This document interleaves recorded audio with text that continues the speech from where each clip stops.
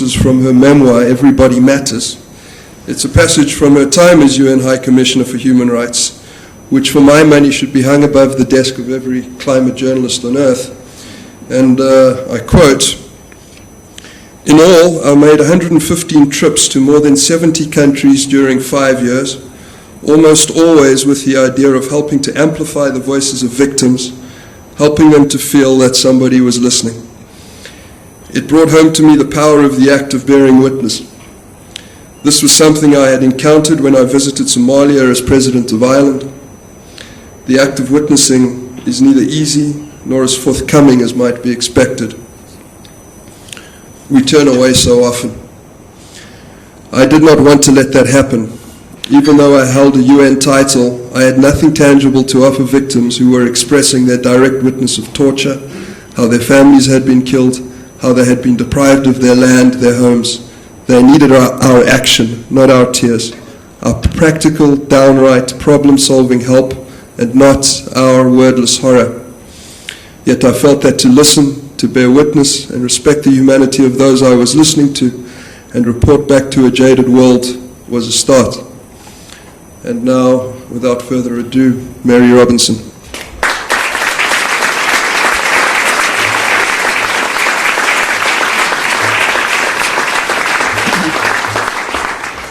Good morning.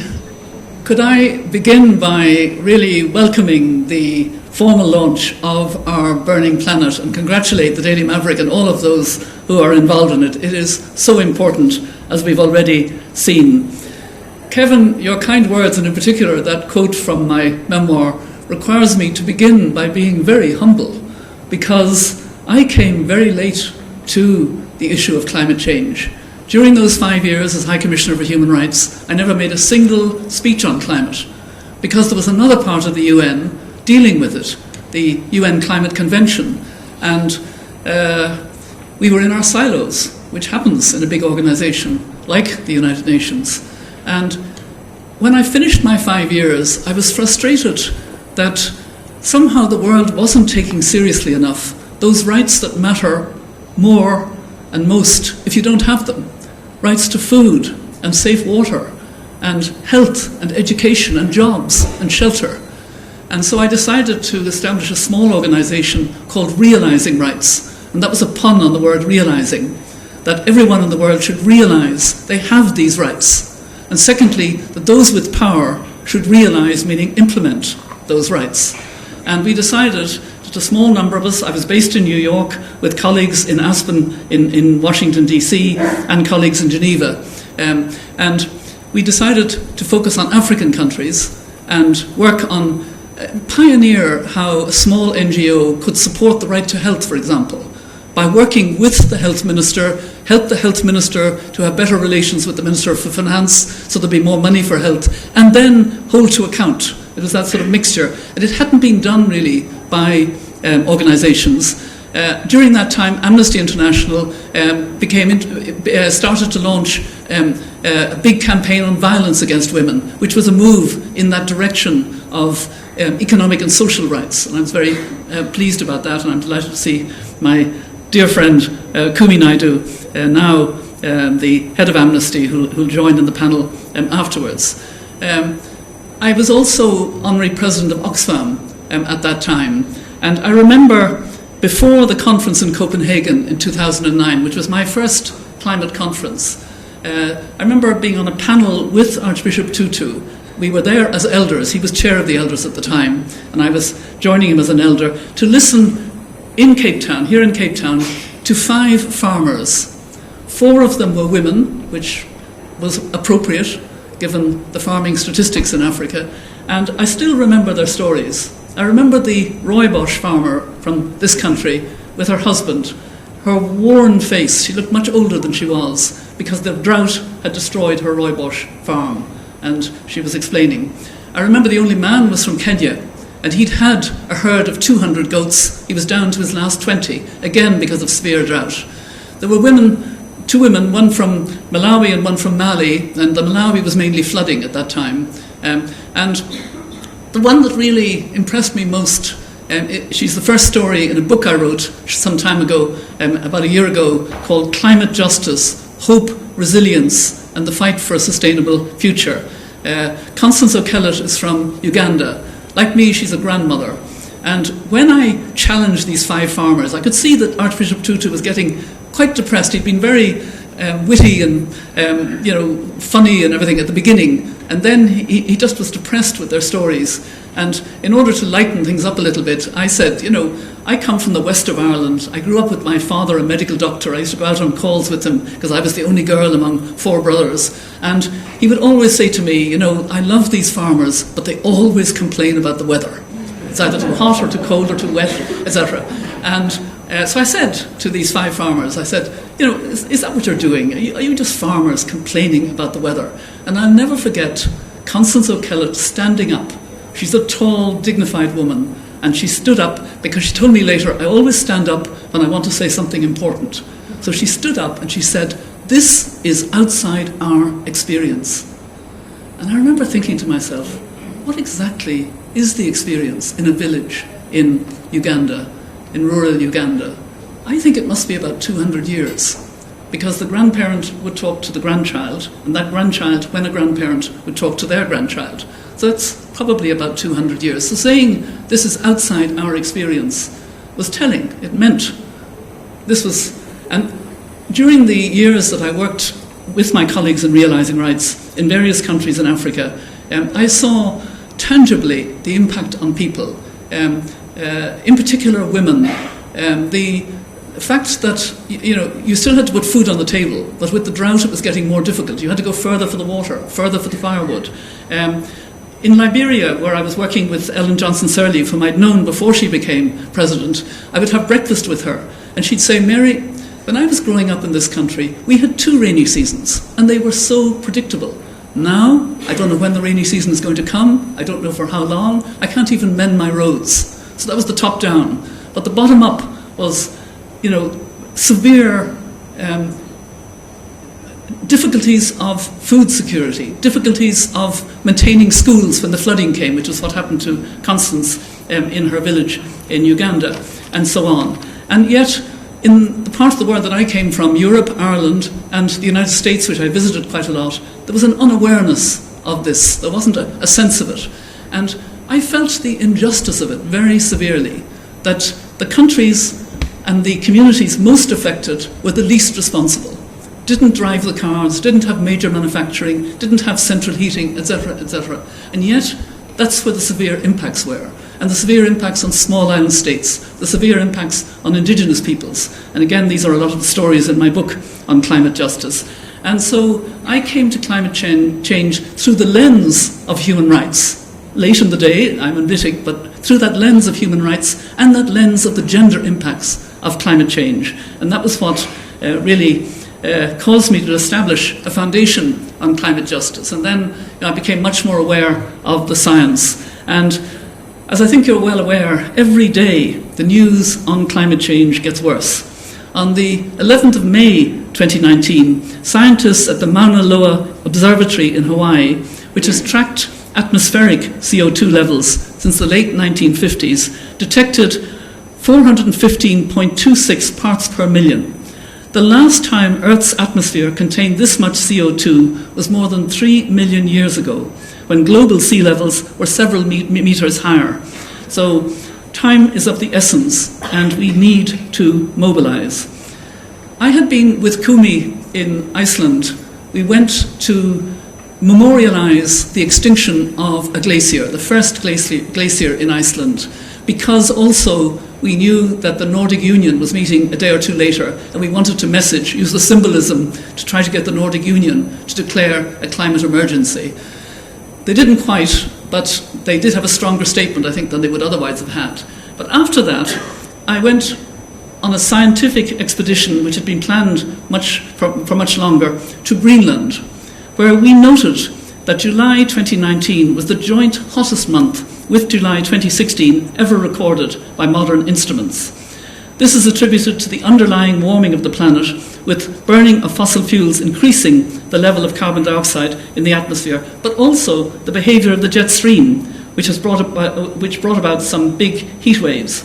Even in so-called cool Greenland, it has been uncomfortably warm.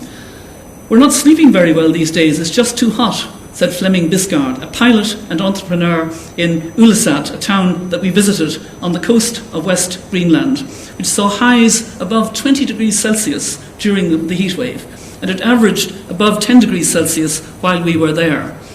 While that mightn't sound bad to European ears, the persistent heat has been melting the permafrost layer under the soil, causing roads to buckle and house foundations to shift and necessitating expensive repairs. Globally, an even bigger threat is the amount of water pouring off the Greenland ice sheet as it melts. About 200 cubic centimetres of ice disappeared from the surface of the Greenland ice sheet in July alone. That volume of water, if spread across an area the size of England, would stand 1.5 metres deep. And I was reminded that Greenland is bigger than the United States. So that's a huge ice sheet. And it's the land ice that increases the sea level, not the sea ice. Even with icebergs of sea ice, they don't actually increase if they melt. It's the land ice that does it. So let's go back to 2015. The frameworks which were negotiated by member states of the United Nations in 2015, the 2030 Agenda with its 17 Sustainable Development Goals, and the Paris Climate Agreement were voluntary or weak in enforceability. I was the UN Special Envoy of the Secretary General for Climate Change during that period. I watched the messy negotiations in September of 193 countries, resulting in a very good package about the 17 Sustainable Development Goals, and I wear the badge of the UN about them as much as I can, because it's the nicest badge that the UN has produced. That's why I wear it particularly. But they were messy, and it was quite clear that the 2030 agenda was considered to be voluntary, that governments would report on what they were doing the following July every year to the high-level political forum, but they would choose what they reported in implementing the Sustainable Development Goals. The Paris Climate Agreement was a treaty, but it got weaker as we came towards Paris. And there was a sort of pressure to make it less and less a measure of accountability for governments. They could more and more pick and choose, except for one thing. The small island states and the least developed countries, the Climate Vulnerable Forum that I worked closely with, insisted that we had to have 1.5 degrees in the text. And the mantra in the street in Paris, as Kumi will remember, was 1.5 to stay alive, 1.5 to stay alive. And then we got the new goal in the text, which was that we had to stay well below 2 degrees and work for 1.5 degrees. And that had never been studied by the scientists. So it was necessary for the Paris Climate Agreement to ask the Intergovernmental Panel on Climate Change, the scientists who meet to advise the UN, to tell us what's the difference between 1.5 degrees and 2 degrees, and should the world stay at 1.5 degrees, and if so, how? They were basically the questions. And the report of the IPCC last October on global warming at 1.5 degrees Celsius has literally changed our understanding of the situation. Because what the scientists basically said is there is a huge difference between 1.5 degrees and 2 degrees. In that gap between 1.5 and 2 degrees, very bad things happen. The coral reefs pretty well totally disappear. The Arctic ice will probably disappear, and the permafrost will melt and not only send up carbon, but send up methane, which will worsen the situation, and we may get into loopbacks that scientists don't understand and don't want us to get into. And so they recommended that we stay at 1.5 degrees or below for the whole world, and not just for the small island states, as had been, I think, thought about when the words were inserted into the text.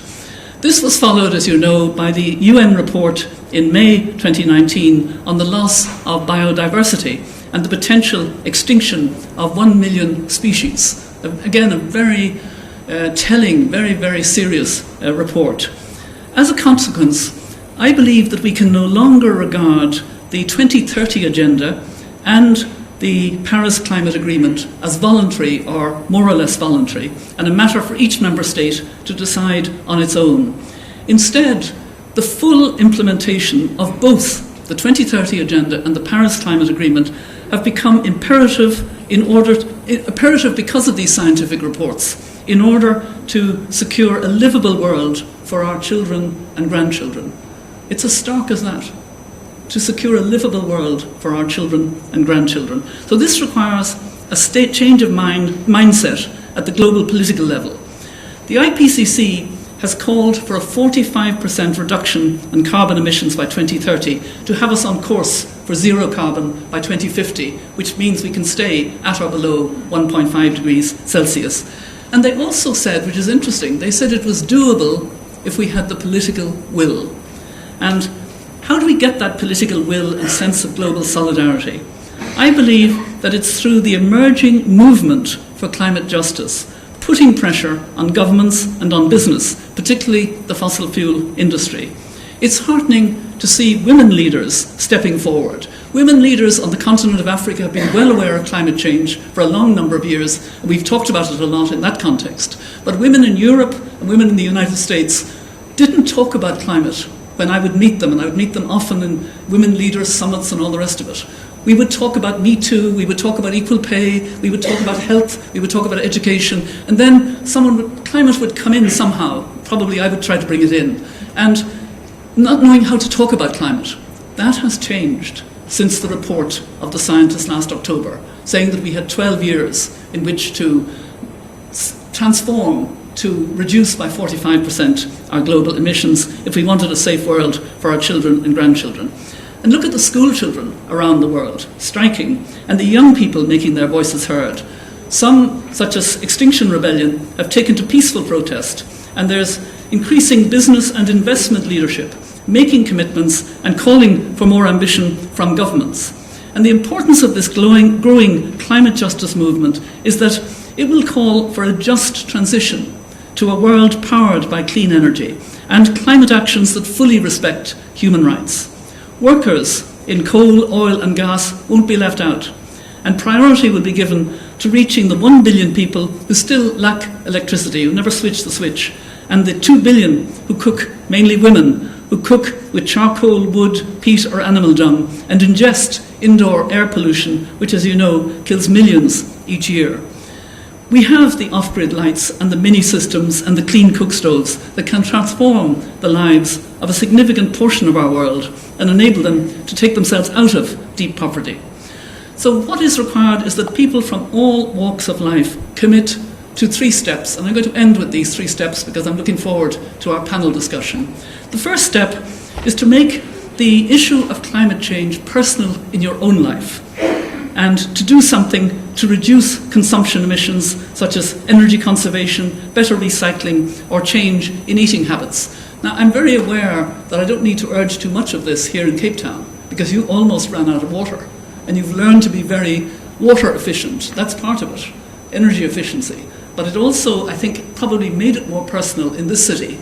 But we all have to take it personally. That's the first step. The second step, having done this, is to get angry and to get active. To get angry and to take action. Get angry with those who have more power and therefore more responsibility. And that includes all governments and governments at all levels. Governments in cities and towns as well. It includes business, especially fossil fuel business, agribusiness, transport, etc. Take action by using your voice and your vote and by supporting organisations involved in conservation issues on climate change advocacy, which will also help to reduce your own climate anxiety. There are studies that show if you get active on the climate issue, it reduces that level of anxiety that most of us are now feeling. The third step, and I think this is perhaps the most important one, is that we all need to imagine this world that we must be hurrying towards in the next 11 and a half years and take the steps that are necessary. It will be a much healthier world without the air and water pollution of fossil fuel, and it'll be a much more equal world because everyone will have access to clean energy. Millions of people will be out of the poverty they have because they don't have access to energy. To get there, we will have had to show the solidarity called for in the 2030 Agenda, to leave no one behind. So it will be a world of deeper human relationships at all levels. It will also be a world of a circular economy, consuming less and valuing more. And I actually saw that world last November when I was invited to go to the Venice Biennale, the Architectural Biennale in 2018, which was curated, managed, if you like, by two architect woman friends of mine, Shelley and Yvonne. And they chose the earth as their client and invited architects from around the world to respond to that. I saw the circular economy. I saw mobility, not individual electric vehicles, but electric mobility. I saw saris from Bangladesh, which had been discarded, bits of them being taken back for high fashion.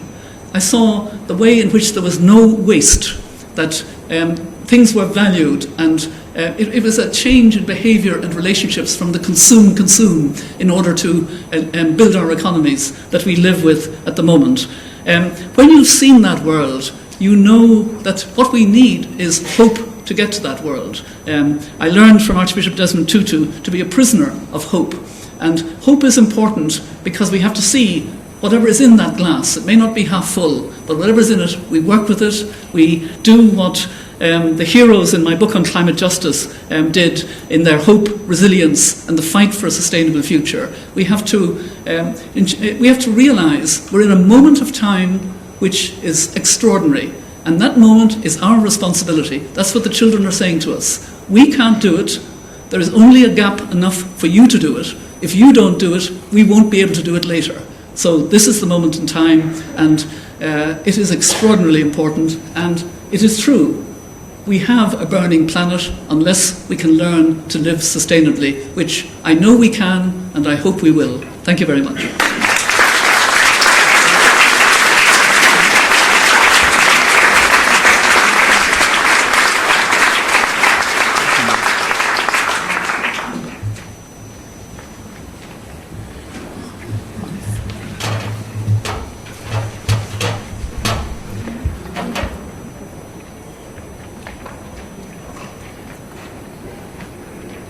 So we are incredibly fortunate to have on the panel with us Kumi Naidoo, current Secretary General of Amnesty International, the world's largest human rights NGO, former Executive Director of Greenpeace, the first African to hold that position.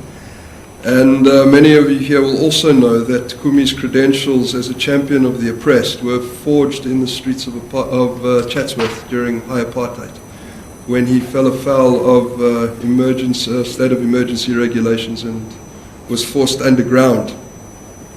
So Kumi, as an opener, could you respond to Mary's address from the perspective of the work Amnesty has been doing on the ground in 2019? I know that the focus has shifted, and specifically, has the focus shifted since the IPCC special report on 1.5 degrees?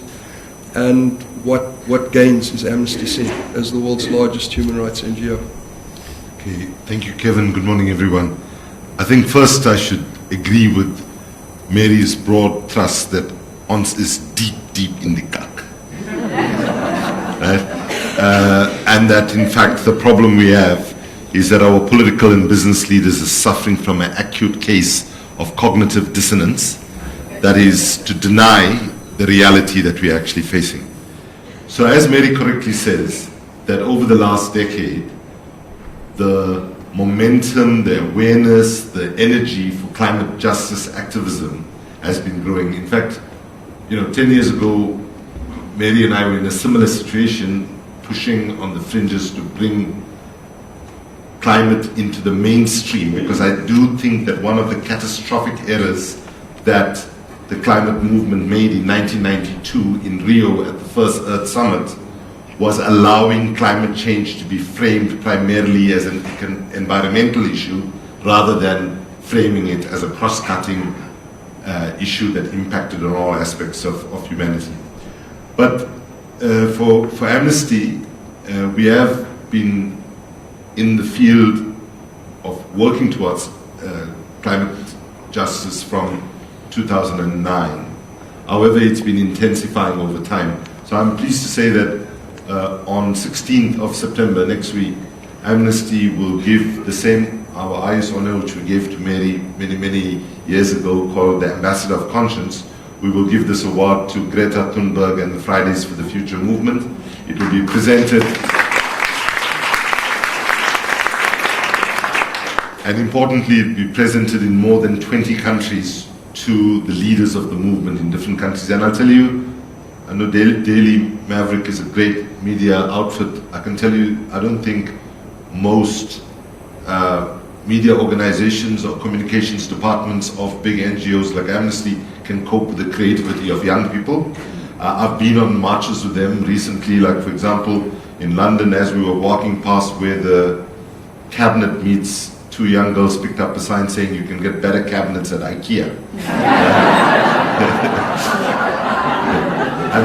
And my personal favorite was two, they couldn't be more than 12-year-olds. They picked up a sign saying, keep Earth clean, it's not Uranus.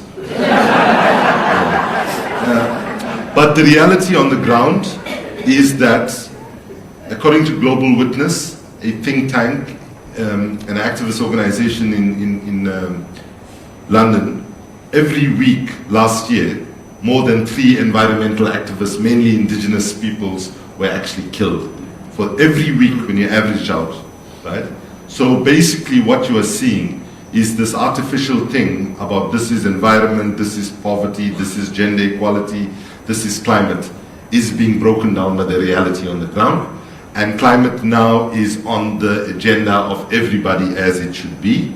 But I will just end my intervention as I look at some very unhappy looking people in the audience, as you hear all this bad news, is there is good news. 2 pieces of good news. One is, people like myself and Mary, even given this title, Burning Planet, you would hear us say things like save the planet, and so on. The good news is I would argue that the planet does not actually need saving. If we continue on the path that we're on, we warm up our planet such that it immediately, as is happening right now, erodes our social and economic rights, which Amnesty is seeing everywhere we work. Right? And the end result is we have no food, we have no water, it's too hot to survive. We will be gone. The planet actually will still be here. The good news is once we become extinct as a species, the forests will recover, the oceans will replenish, and so on. So don't worry about the planet. Understand that the fight that we are in right now is whether we can secure our children and their children's futures. And that is what is at stake, and it is pathetic that our children have to be going out on the streets in hundreds of countries around the world every Fridays to do what their parents should have done. And Greta Thunberg says it well. She said, when we're growing up, our parents always tell us, don't play with fire. Don't go into the kitchen, don't play with fire. And now, when our entire planet is burning, why are our parents letting politicians and business leaders get away with murder? And that is a question why I think Burning Planet's launch today is very well timed, and I hope it contributes to raising consciousness in this country, in Africa, and globally. Thank you.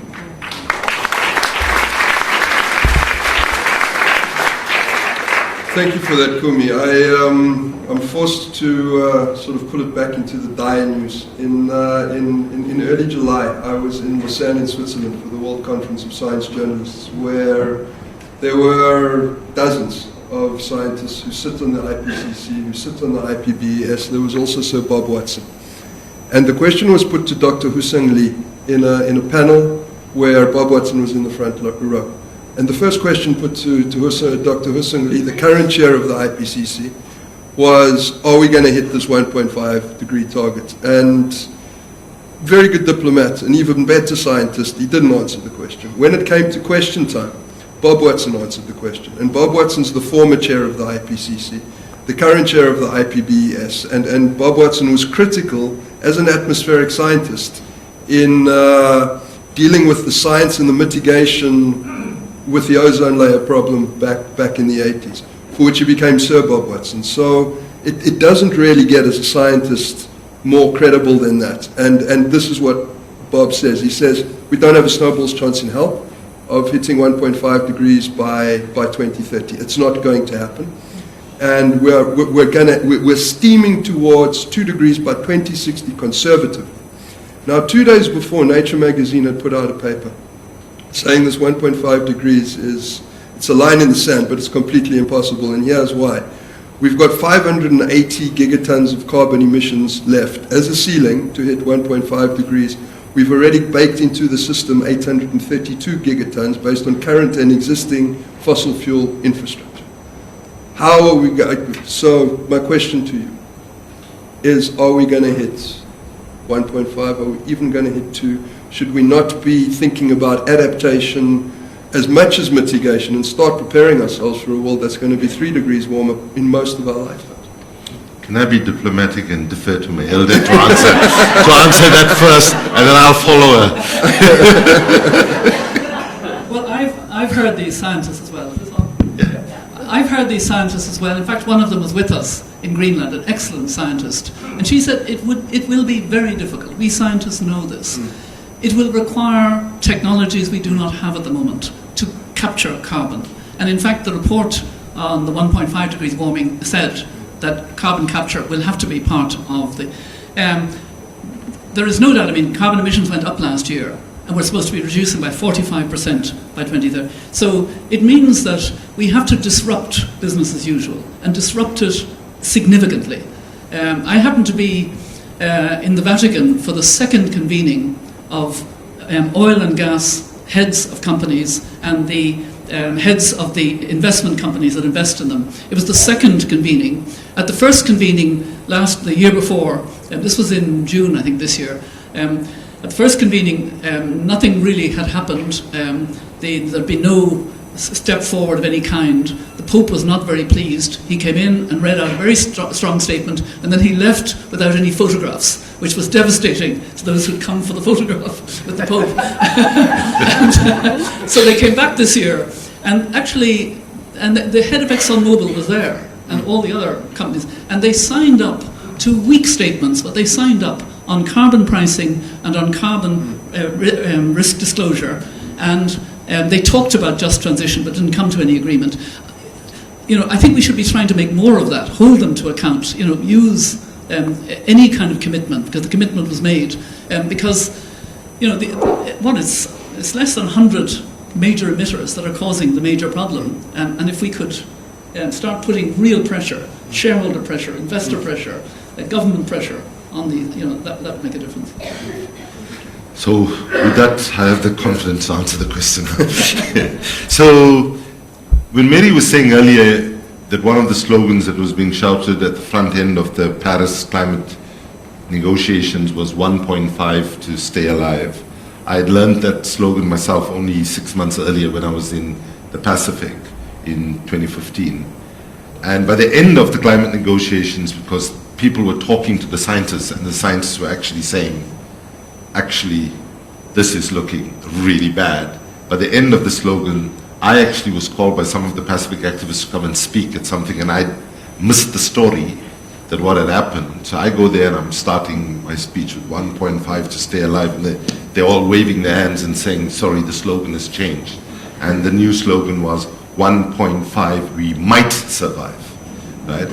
And so let's understand that even if we keep it to 1.5, many lives are already at risk. Many lives are already being lost right now.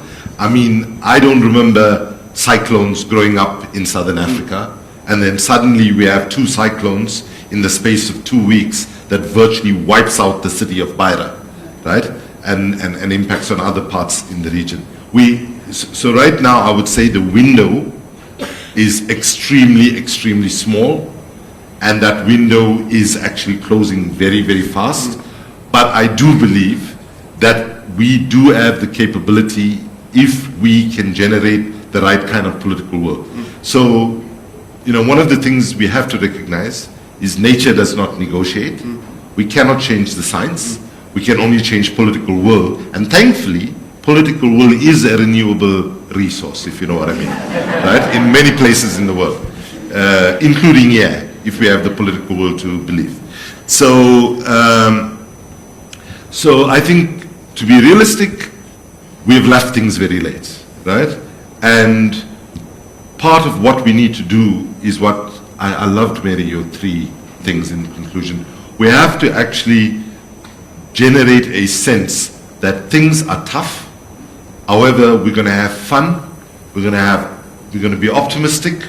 We're going to be creative as we try to race to reach the biggest challenge that humanity ever faces, which is to secure the survival of our children and grandchildren. And in that, if I can just make a naughty example about the need to connect the dots, right? And if we connect the dots better, we can turn crisis into opportunity. So here in Cape Town, I remember when I was reading about the poo brigade. You know, because of the absence of sanitation, people were throwing human feces, otherwise known as cuck here in Cape Town, on the city council buildings and so on, right? Everybody remembers that. And everybody remembers that there are a lot of people in Cape Town still do not have decent sanitation, and many people in our country don't have sanitation, right? So, and then when I was in Europe, I discovered that cities like Uppsala in Sweden, Bristol in UK, they run their buses on human feces, right? So Mary was with me at the African Union 50th anniversary, where there was a lot of heads of state in the audience, and I said, I refuse to accept that African shit is inferior to European shit.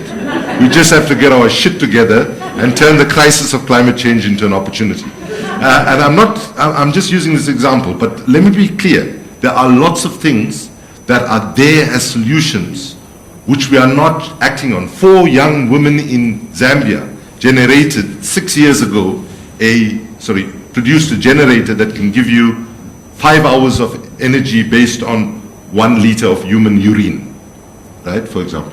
It made it in the African Science and Technology Fair. I know you might think I'm making this too shitty conversation, but basically we have to, if you're going to get to 1.5, we have to have a sense of imagination that we have to reconstruct our society. It's not about system recovery, system protection, system maintenance. We have to now be thinking about system innovation, system redesign, and system transformation. And this would mean us also questioning what Mary implied to, the biggest disease that faces humanity at the moment, which I would argue it's a disease, not influenza, but affluenza, a pathological illness where we have been led into a belief that a good, decent life comes from more and more material acquisition.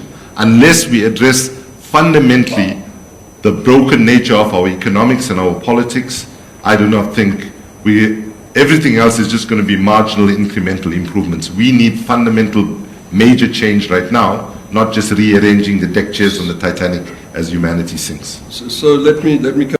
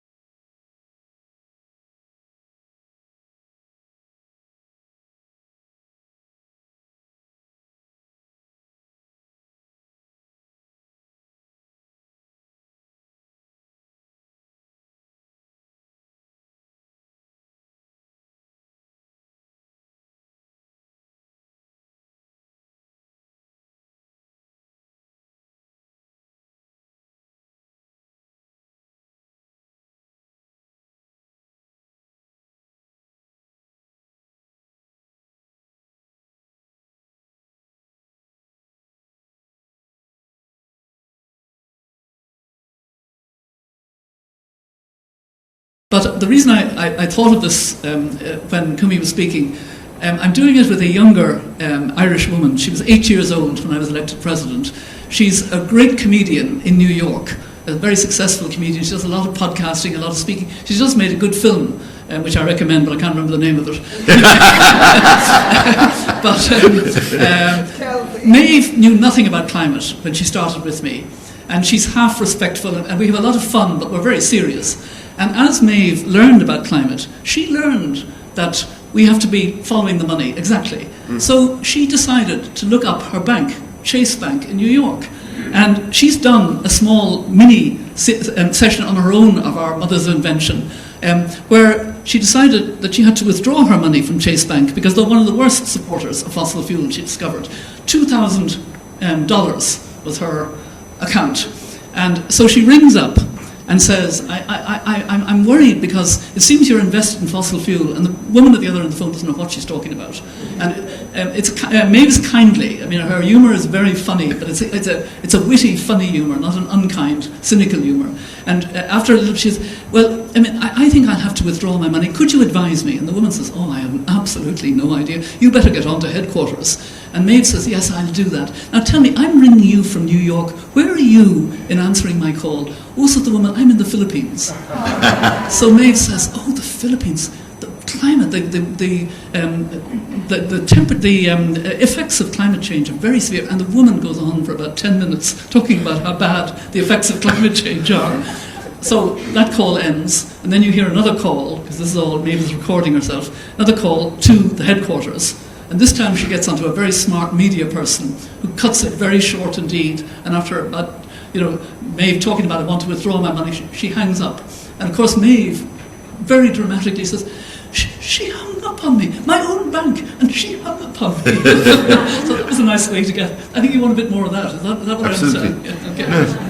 I mean, quite frankly, if I can be blunt, I think we need to be going to our banks, insisting. Obviously, the local bank manager you go to here is going to tell you the same story, the headquarters story, right? But we have to get people to feel that we have power, right? And we do have power. This money that is sitting in the bank, even if you have 1,000 rands in the bank account, it means you have voice. And we're not using that voice. We need to use the voice that actually would get decision making. And I'm not speaking from a lack of experience here. Like in Australia, how we delayed the Queensland coal mine, which is going to kill the coral reefs and so on, is we managed to wage campaigns where people went out of the banks and did pickets every Saturday, occupied the banks and so on, until all 4 banks said we will not fund that project now. It's still going ahead with government getting money from state-owned banks and so on. But what I think is, if we do not generate a sense that people have the capability to address this problem, right? If we do not create a sense of hope about how we struggle, then we're finished, right? Because I can tell you, if I can just say, Martin Luther King quotation gets thrown at me sometimes, because when people like Mary and I try to be honest, hold up the picture of how serious things are, sometimes the reactions we'll get, especially in the US, is people putting up their hands and saying, Mr. Naidu, have you heard of Martin Luther King? And I say, yes.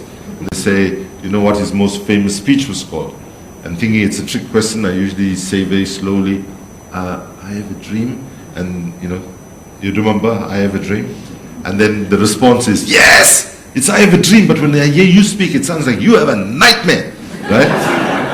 So the challenge is, how do we speak truth to power on the one hand, not sanitize the fact that things are extremely serious and we're running out of time, but we have to, if we have to find the leadership of the moment, it has to be done in a way that does not demotivate, immobilize, and depress. We need people who are smiling, people who are believing that our children's future is valuable enough that we are prepared to fight for it with passion. And I think unless we have that kind of approach right now, the fossil fuel industry will literally get away with murder as they have got away for far too long. So, last question, and following up from there, before we open to the floor. We haven't had time to get into the local issue. We could have spent hours, I'm sure, Kumi, speaking about our mutual friend, Gwedi Mantashe, which would have been a lot of fun. But right up there with climate collapse is ecosystem collapse. And Mary mentioned the global assessment of the Intergovernmental Science Policy Platform on Biodiversity and Ecosystem Services, an unfortunate name, but the world's top natural scientists, zoologists, botanists, entomologists. And this report that came out on the 7th of May was the report that says 1 million species are at risk of extinctions, but we are killing the natural world. And this came out in the IPCC report on climate change and land as well, which dropped at the beginning of August. Big farming is killing our soils. There are no more insects left. It's right up there. So what's basically being called for by Bob Watson and by the scientists on the IPBES, they mention the phrase indigenous wisdom or indigenous knowledge 32 times in their 40-page summary for policymakers. And they come out and they as good as say to the world's media that we can no longer be focusing on progress. We need to look to the indigenous and we need to focus on balance, which brings up the truth that a lot of these interventions are rearranging deck chairs on the Titanic, and we need a fundamental system change.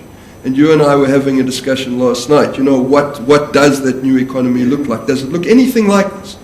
Which leads on to, is capitalism the problem? What does a new structure look like that is, ecocentric as opposed to egocentric? And 3 minutes each, just on that question before. You go first. Yeah. So the economic system we have is completely broken.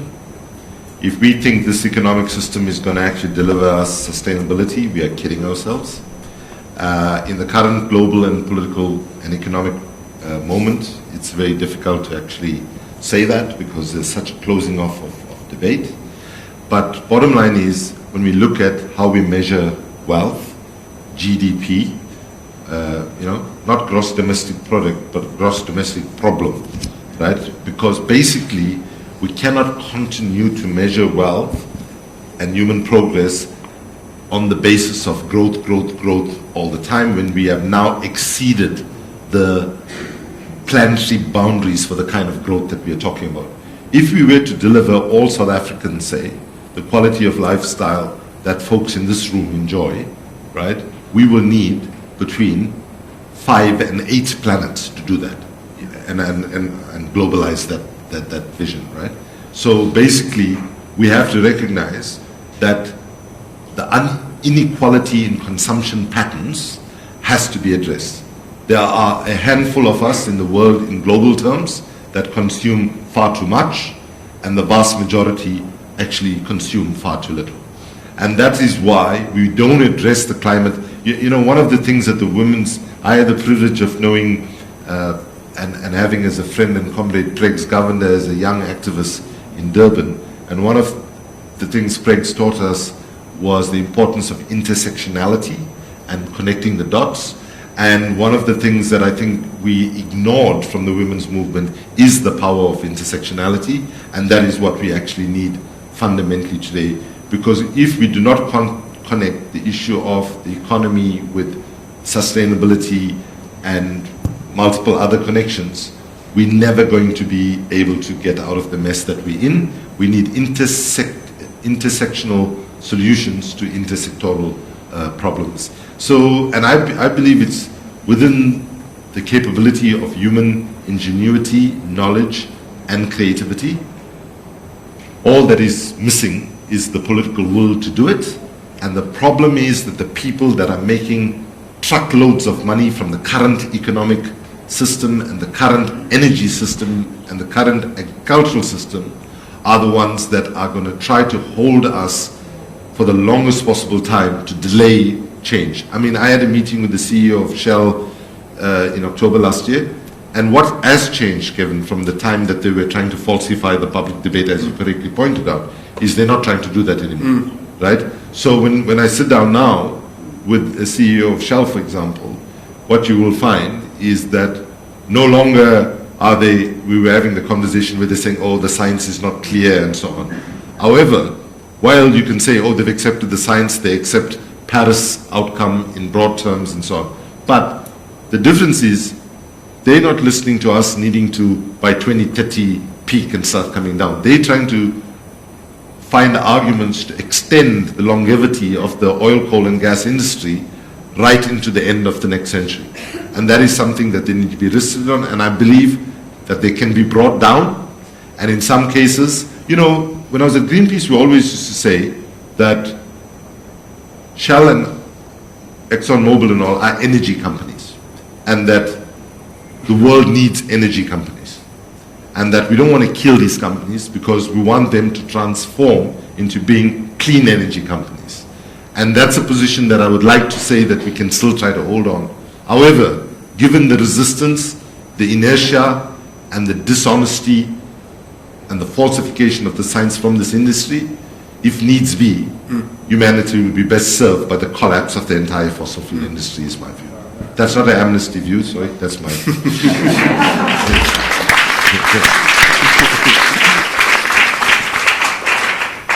Well, maybe building on what you were saying, Kumi, I just want to refer to, again, believe it or not, my podcast, Mothers of Invention. We wanted to have a scientist who would talk about the IPCC report, and we wanted a woman, and preferably from the south. And we got Pauline Dubé from Botswana, a very good climate scientist, and she was in Korea for the finalising of the IPCC report. And I was fascinated by what she was saying about the consequences of that report, because she used the word empathy about 5 times in 5 sentences. And the empathy was for the developed world. Because after all, you have those grids, and you have so many workers in coal and oil and gas.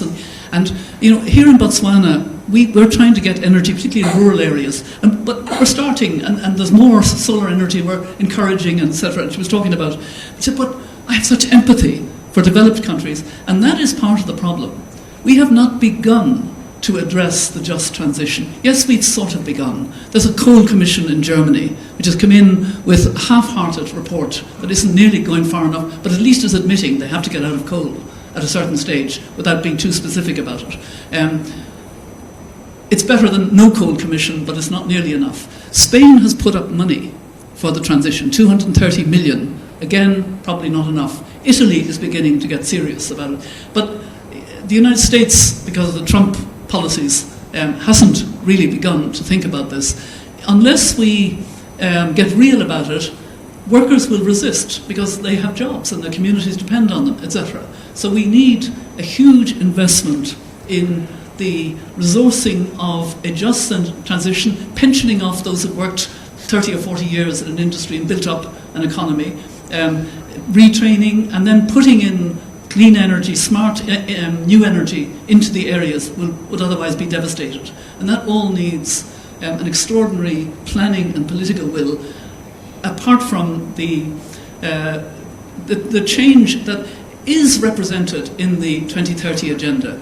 The problem is that the 2030 agenda is still seen as optional. And countries are reporting. I mean, I'm in New York every July, and countries report on 5 or 6 goals. This year they reported on the climate goal, they report on goal 10 on inequality in our world, and they report on goal 4 on education. And nobody knows. I mean, the Irish government was reporting. Very few people in Ireland have any idea that that's happening. This should become a rigorous, measurable reporting, because the Sustainable Development Goals talk about production and consumption, they talk about oceans, they talk about... they're not perfect, but they're the first time the world, all countries of the world, have committed in a soft, optional way that now, because of the science, has to become imperative. And I think we need to know that we have a global framework, both that and the Paris Climate Agreement, which can in fact get us there if we decide that they are imperative and have to be implemented in full and ambitiously, and that the parts of the world that are more responsible and benefited from fossil fuel have to do more. That's the key. Thank you, Mary. I think, thank you both for the formal part of the discussion.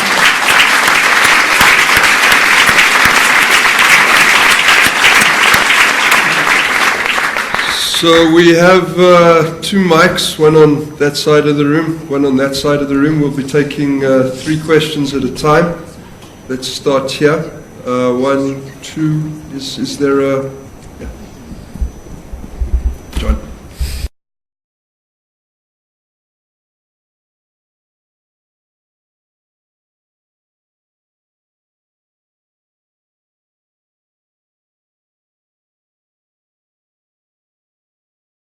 I do want to thank all 3 of you for what you've done today. Excuse me. I'm Lou Witter, representing Rotary International. Just a comment, if I may, and maybe it'll be heartening for those who worry whether they should be doing something.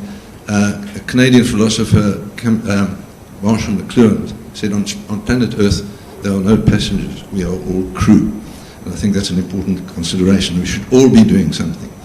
But really, Kumi mentioned an elephant in the room. I believe there's room for a second one. Population growth. What can we do about that? What do you suggest? It's one of the most important issues, I think, that has been neglected to a large extent, and I'll ask you if you can consider that. Thank you. I'm happy to take that one. Yeah, she'll now want to take that one, I promise you. Thanks. Thank you. And I'm Jeff Davies from the Faith Communities Environment Institute. Mary, thank you for coming back to us. We met when we didn't talk about climate change some years ago, so I'm really glad it's on the go now. I came bursting with some questions which you've been touching on, but essentially it's how can we overcome, and can the elders help us overcome, this absurd idea of national sovereignty, so that one country can destroy the lungs of the planet. And it's not only there, we need international controls to stop deforestation. Africa is being deforested. There are more fires in Africa at the moment than in the Amazon. Zambia, Madagascar, Mozambique, Angola are being burnt and destroyed, and the Pope has just highlighted that. We need controls to stop the production of single-use plastic. We need controls to stop the continuing exploitation of marine resources. So I'm really asking how we can bring about international controls, which you've touched on. And I just want to comment, you're sponsored by Future Growth. Future growth in what? Wealth, I'm sure, which we don't need. We need future growth in justice and equity, and you both touched on that. Thank you.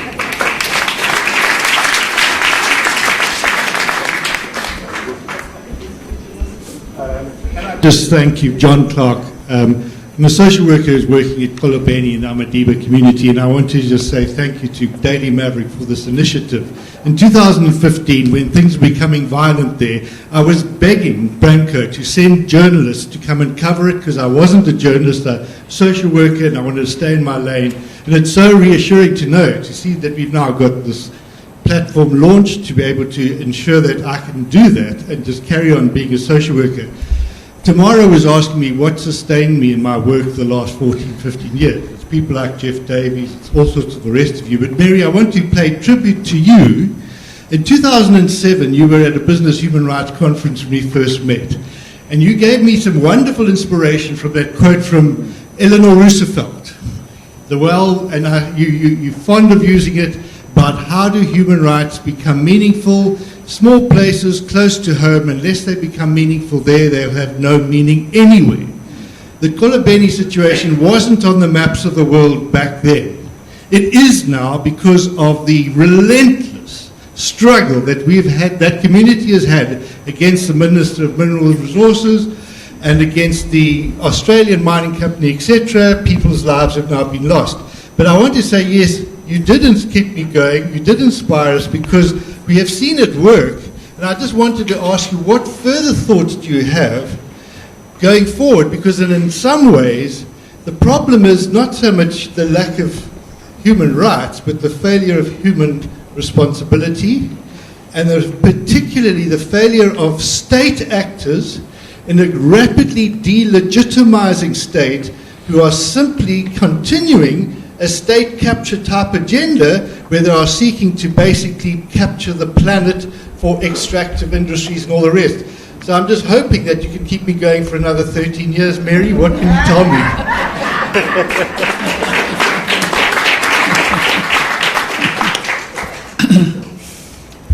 Okay, the population